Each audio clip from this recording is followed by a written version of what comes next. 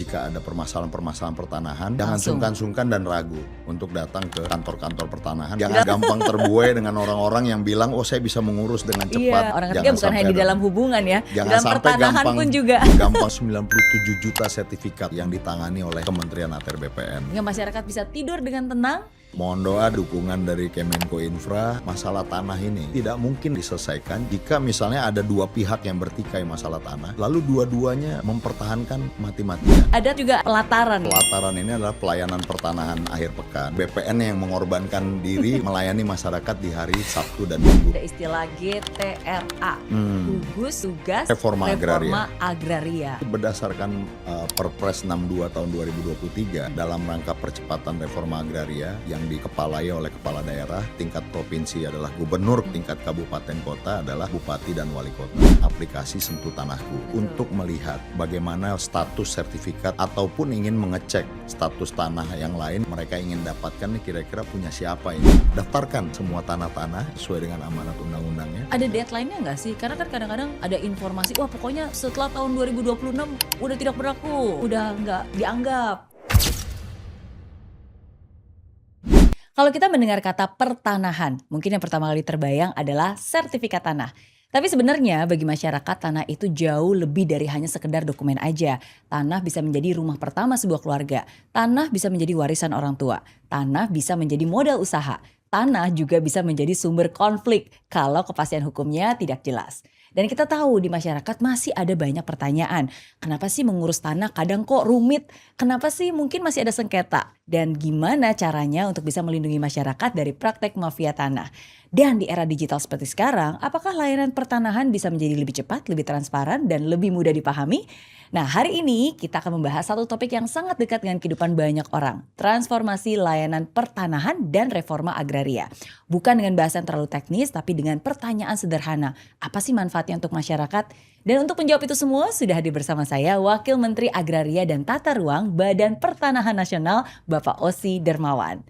Pak Wamen. Siap, Miss Mary. Apa kabar? Baik, terima kasih sudah meluangkan waktu untuk hadir di sini. Alhamdulillah bisa hadir di podcast Kemenko Infra ini. Yes, senang banget karena kan ATR BPN itu termasuk salah satu kementerian yang paling sering berhubungan langsung dengan masyarakat karena jutaan masyarakat pasti berhubungan dengan tanah dan yang namanya layanan itu penting banget ya. Dan kementerian kami juga di bawah koordinasi dari Kemenko Infrastruktur dan Pembangunan Kewilayahan. Betul. Artinya sangat pas kita hadir di podcast ini. Benar. Dan arahan dari Pak Menko AHY selalu bilang bahwa infrastruktur itu bukan hanya bangunan saja, tapi infrastrukturnya sesungguhnya bagaimana dia bisa menjadi melayani masyarakat. Betul. Dan bagaimana itu sungguh-sungguh bisa dirasakan manfaatnya turun ke masyarakat.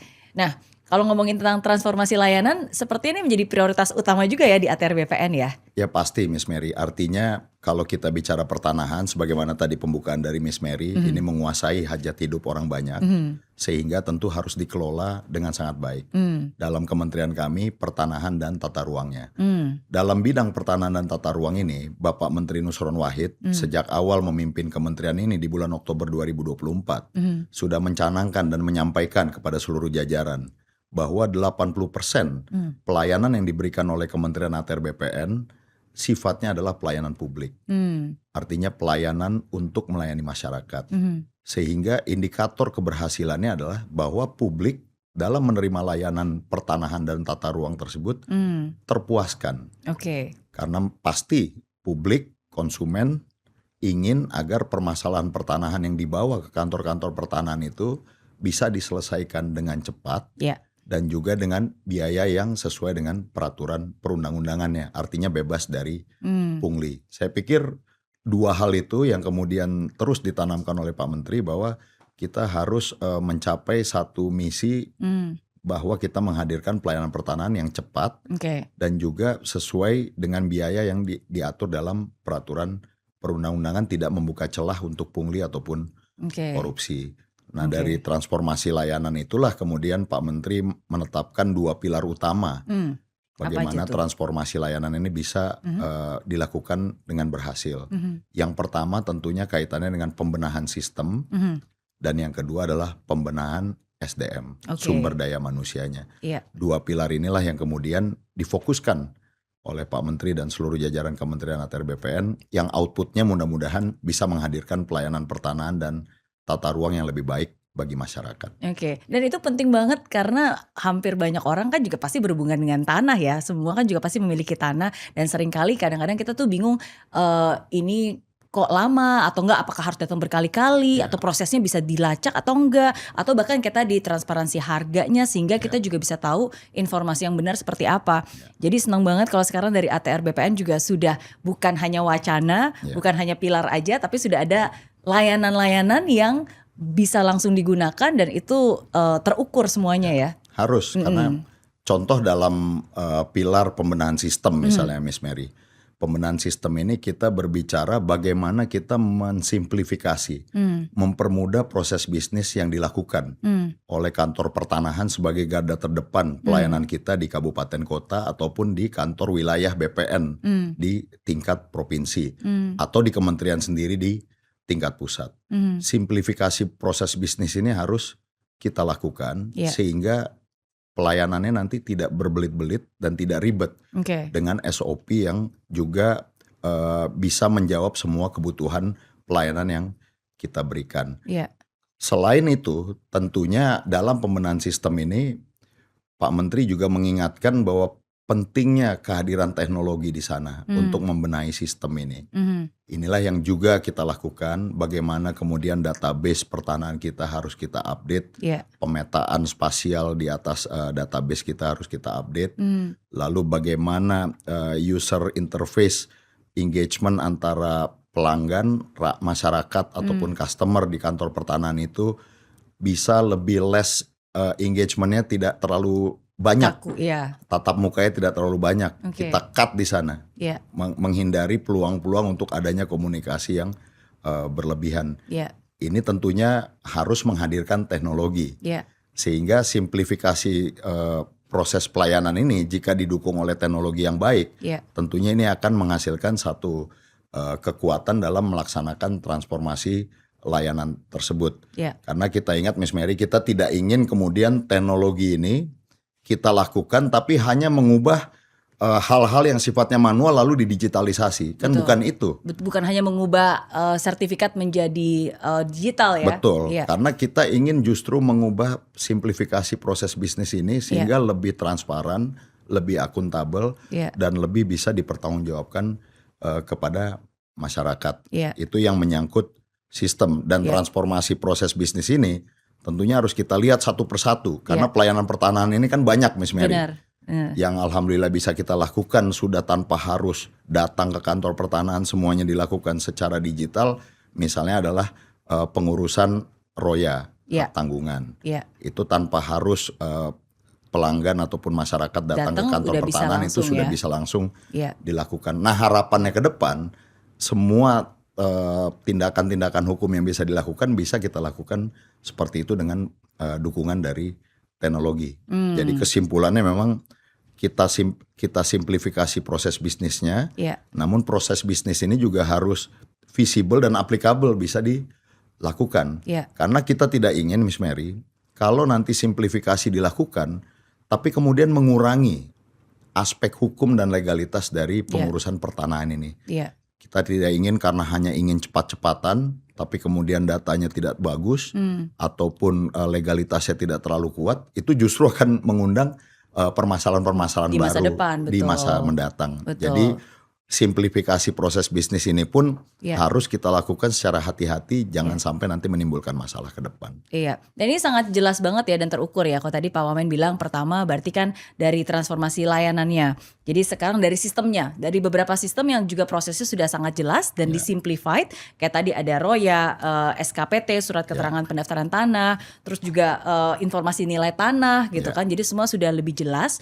Dan bahkan juga ada tambahan pelataran nih. Pelataran yang akhirnya weekend pun juga bisa datang. Betul, ini pelataran ini adalah pelayanan pertanahan akhir pekan yang memang dilakukan oleh kantor-kantor pertanahan yang memiliki ritme ataupun berkas pelayanan yang tinggi. Kita bukakan di hari Sabtu dan Minggu sampai dengan pukul 12 siang.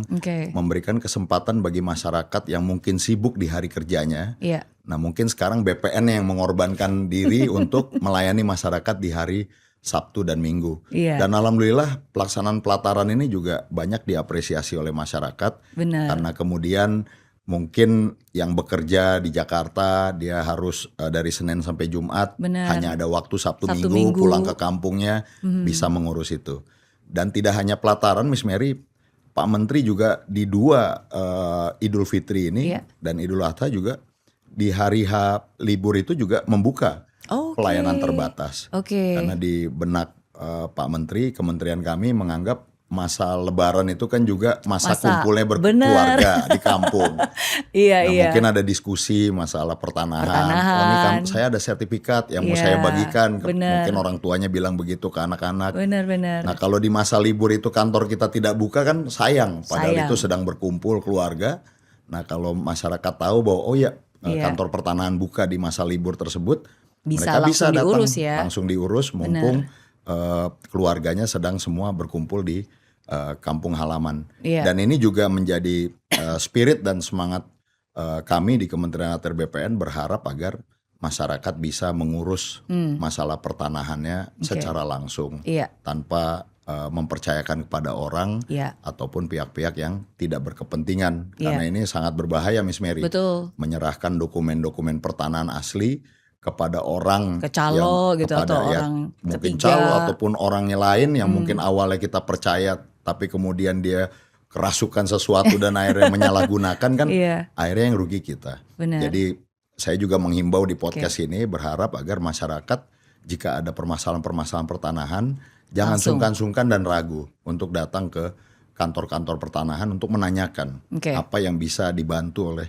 kantor pertanahan. Iya, jadi jangan sampai ada orang ketiga ya. Orang ketiga Jangan bukan hanya sampai di dalam hubungan ya, Jangan dalam sampai pertanahan pun juga. gampang terbuai dengan orang-orang yang bilang oh saya bisa mengurus dengan cepat Iya. dan lain-lain sebagainya. Sebaiknya datang ke kantor pertanahan. Iya, dan sudah sangat mudah kok, sangat cepat dan bisa langsung dilakukan weekend juga. Bahkan Betul. ada loket prioritas juga. Ada loket-loket Iya. prioritas. Bahkan setahu saya nih di Tangerang ada drive-thru. Drive-thru di beberapa kantor pertanahan memang dilakukan seperti itu karena mungkin mendapatkan tanda terima secara elektronik tanpa harus dia turun dari mobilnya ke dalam kantor, Iya. ya mereka bisa mengambil di loket-loket drive-thru bagi kantor-kantor pertanahan yang memberlakukan hal tersebut.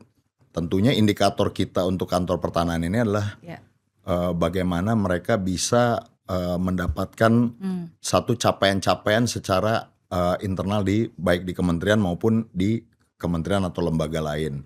Contoh ini kan kita kenal ada wilayah bebas dari korupsi atau WBK. Iya. Ada beberapa kantor pertanahan yang juga berusaha untuk mengejar KPI untuk mendapatkan itu. Di atasnya lagi ada WBBM, wilayah bersih dan mandiri, berkualitas mandiri. Nah itu juga didapatkan dari Kementerian Reformasi Birokrasi. Oke. Nah ini juga kantor-kantor pertanahan berusaha untuk mendapatkan predikat itu untuk memperbaiki kualitas kantornya. Iya, dan saya appreciate karena bukan hanya sistemnya aja dibenahi, tapi juga SDM-nya. Karena bagaimanapun juga kan orang pun juga datang ke tempat layanan berhadapan juga dengan manusia. Dan seringkali kan bukan hanya tempatnya yang nyaman, tapi kan yang berhadapan dengan kita apakah informasinya jelas kah? Apakah prosesnya bisa dilacak? Apakah orangnya bisa dipercaya? Jadi kualitas dari SDM yang melayani itu juga penting banget. Nah itulah pilar kedua dari transformasi layanan ini adalah SDM, sumber daya manusia. Sebagus apapun proses bisnis, sebagus apapun teknologi yang diterapkan, namun jika operator SDM yang mengelola proses bisnis dan teknologi ini juga tidak berintegritas, tidak memiliki satu artinya profesionalisme yang baik, ini tentunya tidak akan bisa berhasil dilakukan. Jadi SDM juga memegang peranan penting dan alhamdulillah SDM di kementerian kami juga Miss Mary ya sangat capable dalam menangani masalah-masalah pertanahan. Berkompetensi juga berkompetensi dan inilah yang terus kita jaga dan bahkan kita tingkatkan agar insan-insan Kementerian ATR BPN atau insan-insan BPN di daerah ini semakin bisa dilengkapi kapasitasnya, kompetensinya, Ya. apakah itu pelatihan pendidikan secara internal di kementerian melalui BPSDM yang ada di kementerian kami, ataupun mungkin intake awalnya kalau memang itu berasal dari sekarang Politeknik STPN kita yang berada di Oke. Yogyakarta. Oke. Nah ini terus kita genjot supaya kualitas SDM kita juga semakin baik. Ya. Dan tentunya selain pendidikan dan latihan, juga pola karir sumber daya manusia kita di Kementerian ATR BPN juga mendapatkan perhatian khusus dari kementerian kami, dalam hal ini Bapak Menteri. Oke. Bagaimana agar tour of duty-nya, ya kan, rotasi jabatannya, bahwa dia melayani, kalau dia dari eselon 4 naik ke eselon 3, dari tingkat kantor pertanahan yang lebih rendah pelayanannya naik ke kantor pelayanan yang lebih besar, mungkin pindah ke Kanwil. Nah, pola rotasi jabatan ini harus jelas. Oke. Harus Jadi ada jenjang ada jenjang karirnya karir juga. yang Oke. dia mendapatkan pengalaman bertahap, bertingkat dan berlanjut. Iya. Jadi tidak langsung promosi langsung di kantor pertanahan yang besar misalnya. Iya. Nah, kalau dia jajaki dulu dari kantor pertahanan yang kecil, meningkat ke yang menengah, meningkat ke yang besar, tentunya ini sangat baik. Iya. Selain itu juga tour of area. Iya.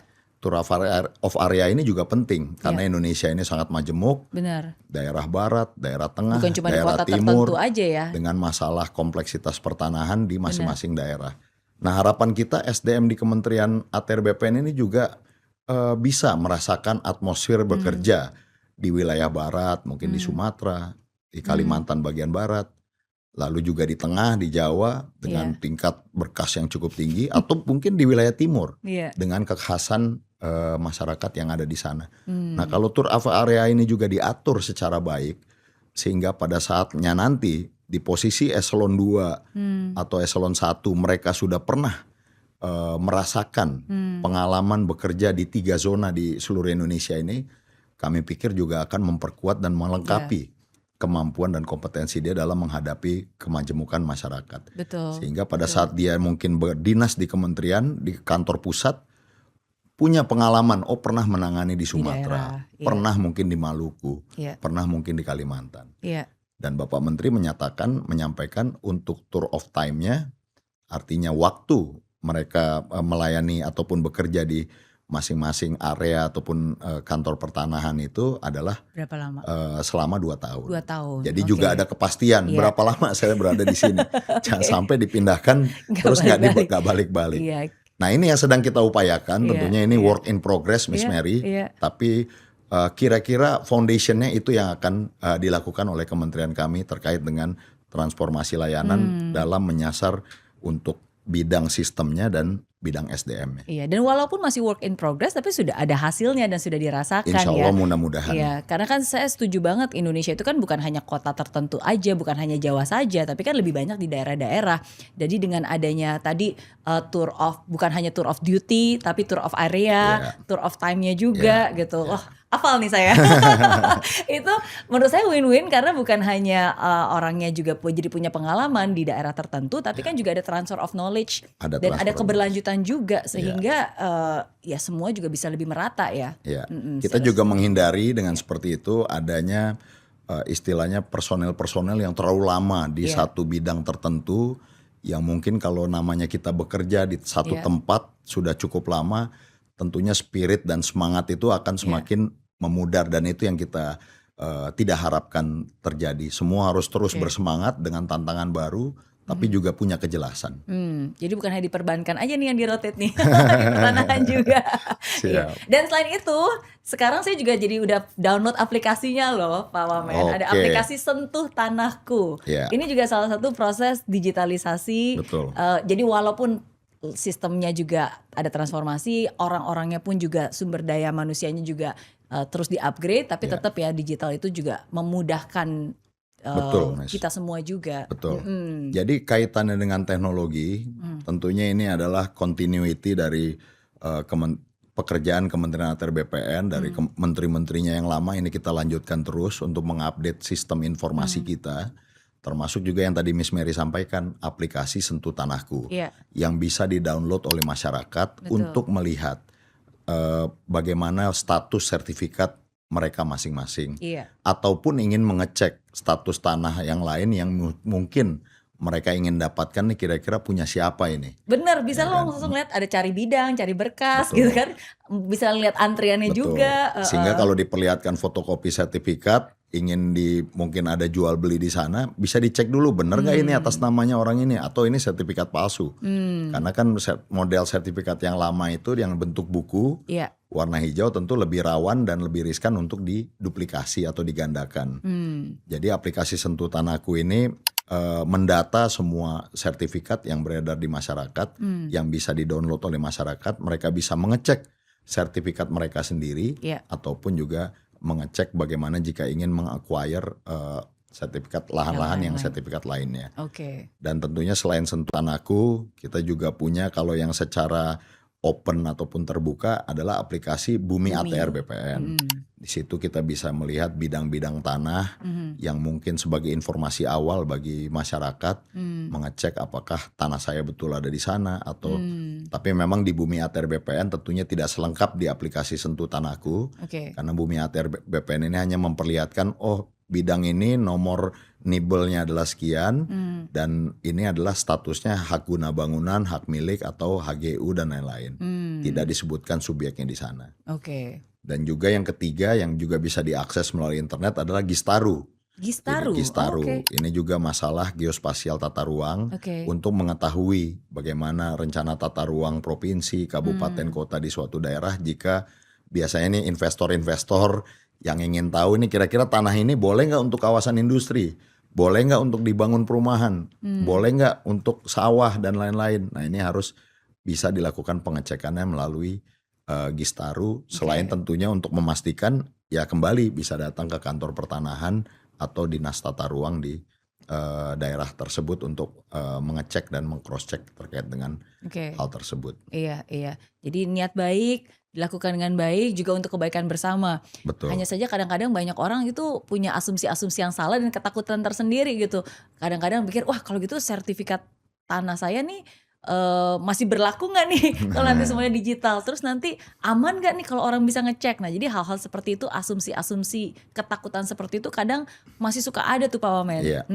Gimana Artinya saat ini kan memang sudah diperkenalkan pula yang kita sebut sebagai sertifikat elektronik. Tujuannya adalah untuk meminimalisir terjadinya pengrusakan, duplikasi terhadap sertifikat yang berbentuk buku. Karena kalau sertifikat berbentuk kertas dan buku ini kan bayangkan misalnya seperti nauzubillah terjadi bencana, banjir, gempa sehingga ini bisa merusak buku yang ada. Nah kalau ini sifatnya fisik artinya kan harus didaftarkan lagi kantor pertanahan untuk dikeluarkan buku yang baru. Tapi sekarang di kementerian sudah diperkenalkan sertifikat elektronik di mana fisiknya tetap diberikan dalam bentuk satu lembar kertas. Tapi datanya juga bisa masuk ke dalam aplikasi Sentuh Tanahku itu secara elektronik juga ada. Sehingga jika yang ini hilang, ini kapanpun bisa kemudian dilakukan pencetakan kembali di kantor pertanahan. Jadi akan lebih meminimalisir pengrusakan dan duplikasi terhadap yang berbentuk buku. Jadi sekarang setiap tindakan hukum yang dilakukan atas sertifikat yang dimiliki oleh masyarakat sekarang ini dikembalikannya adalah dalam bentuk sertifikat elektronik.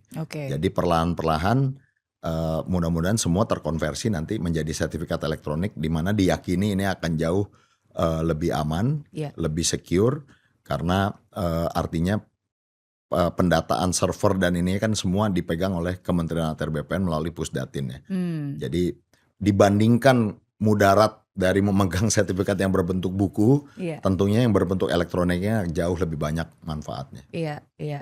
Jadi justru malah lebih aman kalau digital karena kan bukan cuma digital aja tapi kan ada dua-duanya. Betul. Gitu. Dan jelas lah gitu maksudnya nggak mungkin diduplikasikan. Ya tentunya kementerian terus mewaspadai bagaimanapun dengan perubahan pola yang dilakukan, migrasi dari sertifikat yang berbentuk fisik menjadi elektronik. Ini kan modus-modus mafia tanah juga akan berkembang. Kejahatannya juga akan beradaptasi dan bertransformasi. Jadi ini juga harus terus kita waspadai tentunya the biggest risk atau resiko terbesar adalah misalnya terjadi pembobolan server misalnya. Iya. Nah ini yang menjadi prioritas utama kami, bagaimana agar server kita betul-betul bisa aman dengan pengamanan yang cukup tinggi. Oke, ya tapi intinya nggak perlu takut, nggak perlu khawatiran berlebihan. Kalau misalnya kurang informasi, langsung aja bisa cek ke sumber yang memang terpercaya. Secara official pasti semua sudah ada di situ.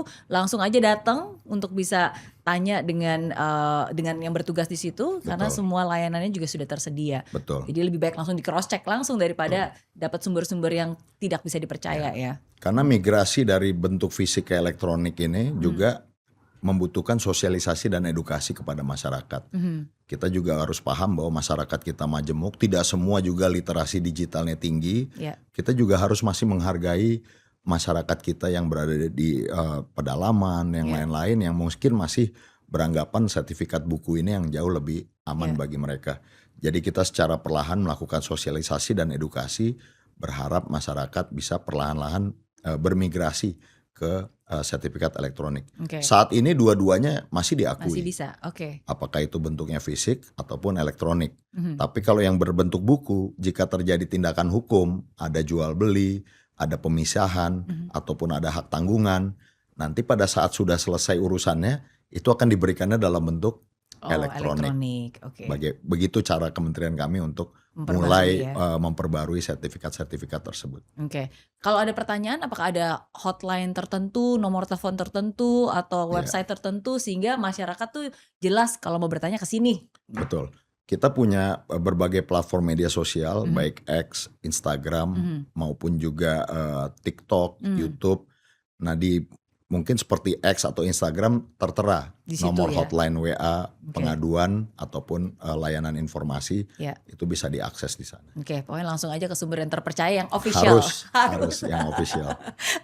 Karena sesungguhnya kayak tadi ya, of course kalau kita ngomong pertanahan itu bukan hanya tentang layanannya saja, tapi kan seringkali juga persoalan tanah di Indonesia tuh kompleks gitu, bukan cuma layanan administrasi, tapi juga kadang ada tumpang tindih kepentingan, ada juga beberapa konflik agraria yang sebenarnya tidak bisa hanya di-solve hanya di layanan aja. Dan itu juga akhirnya kita masuk ke topik yang berikutnya, karena ada istilah GTRA, Gugus Tugas Reforma Agraria. Dan ini penting juga karena ini menjadi prioritas ATR BPN juga. Betul. Jadi berdasarkan Perpres 62 tahun 2023 dalam rangka percepatan reforma agraria, diperkenalkan gugus tugas reforma agraria yang dikepalai oleh kepala daerah. Kalau ini tingkat provinsi adalah gubernur ketuanya, kalau tingkat kabupaten kota adalah bupati dan wali kota. Reasoningnya adalah bahwa urusan pertanahan ini bukan semata-mata urusan BPN. Kadang menyangkut kawasan hutan misalnya, menyangkut Kementerian Kehutanan, menyangkut mungkin pertambangan, Kementerian ESDM, menyangkut mungkin aset-aset BUMN atau BUMD, berarti ada Pemda di sana, ya kan? Menyangkut aspek pertahanan, ada TNI di sana, atau juga aspek keamanan, ada polisi di sana. Jadi gugus tugas reforma agraria yang dikepalai oleh gubernur, bupati, wali kota di setiap tingkatannya sebenarnya bisa melaksanakan percepatan penyelesaian permasalahan. Di mana satu konflik, kalau konflik kan artinya ini sudah sengketa yang agak kuat gitu, Miss Mary, atau perkara yang udah agak lebih luas, bisa apakah antar masyarakat dengan perusahaan, masyarakat dengan negara, yang kira-kira berpotensi untuk menimbulkan instabilitas, ya bisa dilakukan satu forum yang kita namakan gugus tugas reforma agraria ini diaktifkan untuk mencari penyelesaian atas permasalahan tersebut. Sekali lagi spiritnya adalah supaya diperdengarkan semua pandangan, pendapat terkait dengan permasalahan pertanahan tersebut dari berbagai stakeholder. Kita bisa dengar dari data pertanahannya, dari data spasial, peta-petanya, pemetaannya dari PPN misalnya. Lalu dari aspek hukumnya, mungkin dari Kejaksaan Tinggi atau Kejaksaan Negeri bisa memberikan pandangan. Dari aspek keamanannya dari Polres ataupun Polda.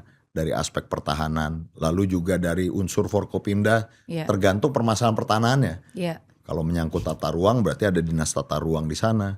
Kalau mungkin menyangkut sempadan sungai, mungkin ada Dinas Pekerjaan Umum di sana atau BBWS yang ada di Oke. daerah tersebut.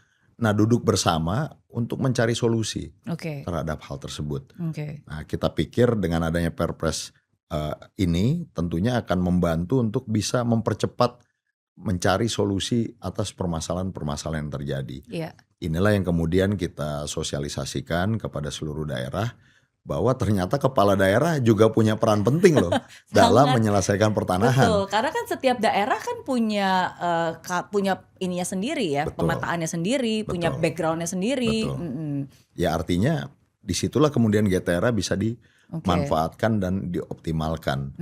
Karena sekali lagi Miss Mary, kita tidak ingin terjadinya sengketa, konflik ataupun perkara pertanahan di mana. Iya. Namun kita juga harus mengerti dan memahami perjalanan bagaimana masalah pertanahan ini ditangani di Indonesia. Iya. Sejak Undang-Undang Pokok Agraria terbit di tahun 1960, Iya. di situ kan mulai administrasi pertanahan diberlakukan di Indonesia. Iya. Nah, dari tahun 60 ini tentunya sudah puluhan tahun ke tahun 2026 ini teknologinya yang dulu mungkin bagaimana cara pengukurannya lebih tradisional, sekarang sudah lebih canggih.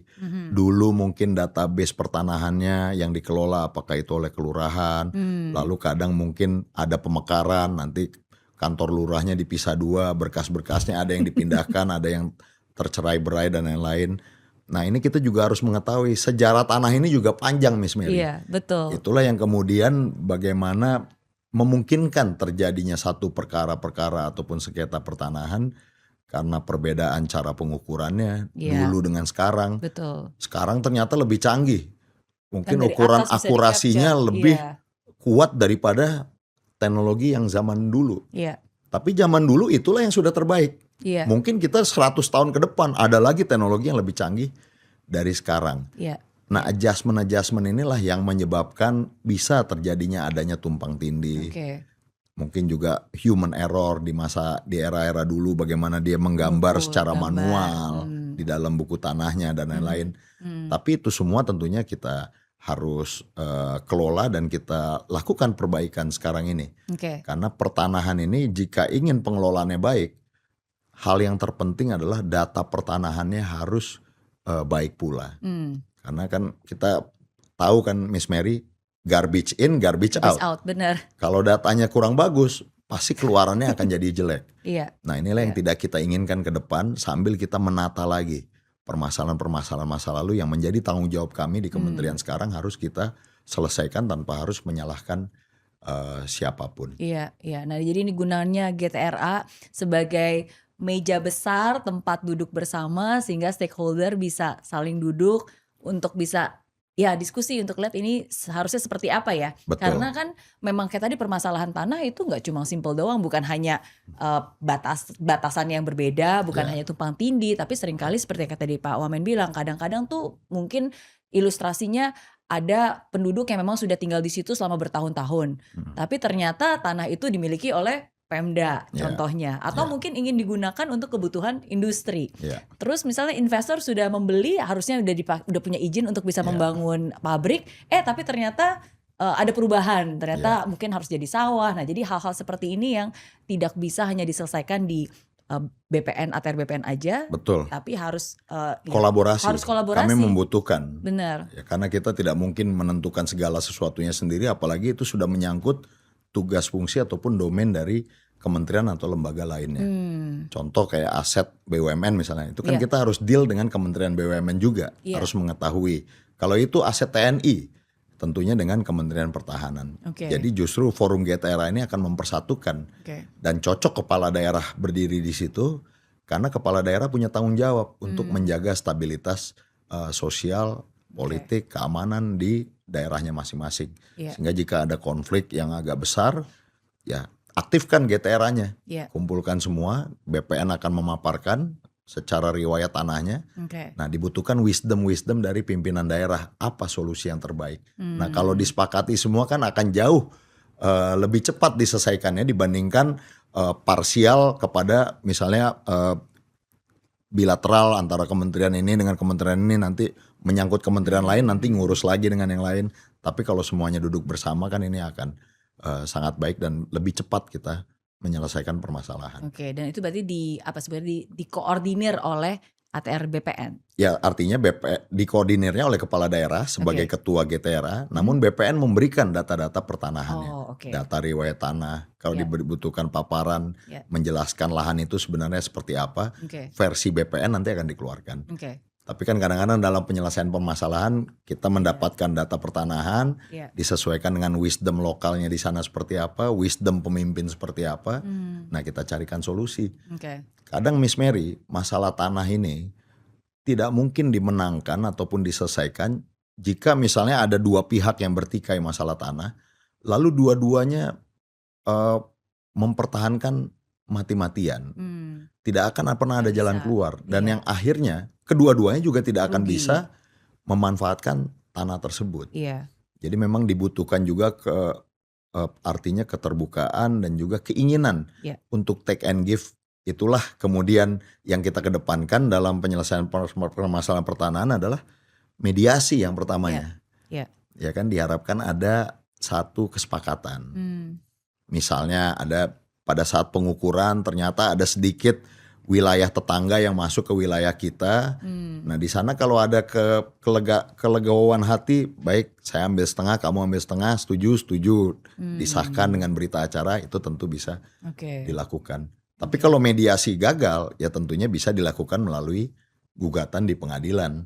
Yaitu juga terbuka ruang untuk itu. Itu merupakan hak bagi seluruh masyarakat. Tapi yang kita kedepankan kalau bisa diselesaikan secara mediasi, secara dialog, untuk apa kita berlama-lama ataupun menempuh jalan pengadilan. Setuju. Yang pasti bukan hanya satu solusi atau satu pihak aja yang menang, tapi kan ini bukan tentang menang ya, tapi tentang bagaimana ini bisa dimanfaatkan seoptimal mungkin dan ada ada kepastian, ada keadilan dan semuanya juga sejahtera, sama-sama win-win lah of course. Karena kami tentunya di kementerian sangat berharap semua tanah ini kan bisa dioptimalkan, Miss Mary. Bisa bermanfaat bagi masyarakat, bagi pemegang haknya.